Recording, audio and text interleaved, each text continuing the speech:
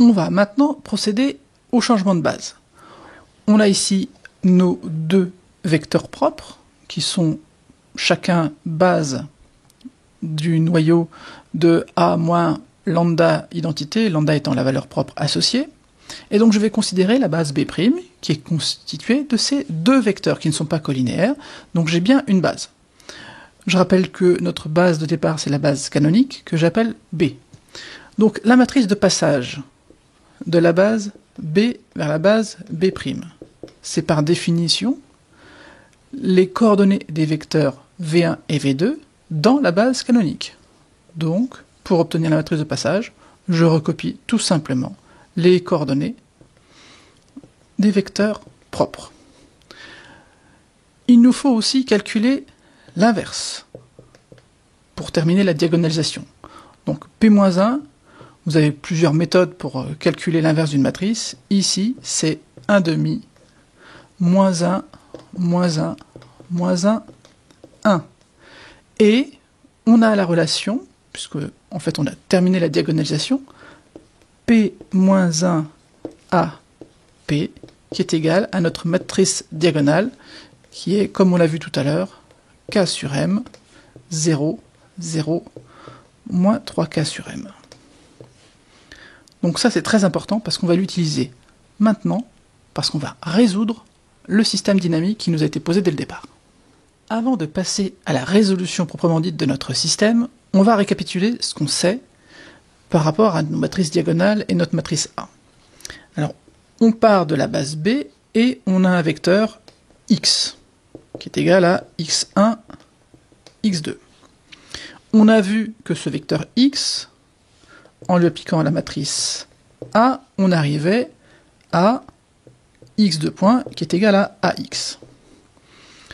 Le travail qu'on vient de faire en diagonalisant la matrice a consisté à trouver une autre base B',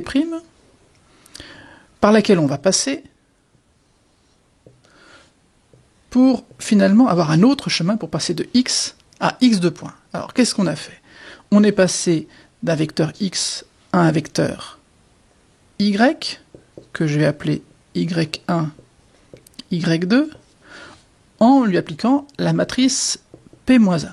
Parce que je vous rappelle que quand on a une matrice de passage P, on a x qui est égal à Px', ou là je vais plutôt dire y, et du coup y c'est égal à P-1 x.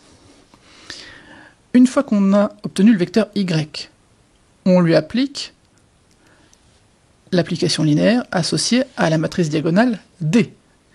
Et on va obtenir un autre vecteur que là je vais appeler y seconde, qui est donc égal à y1 seconde et y2 seconde.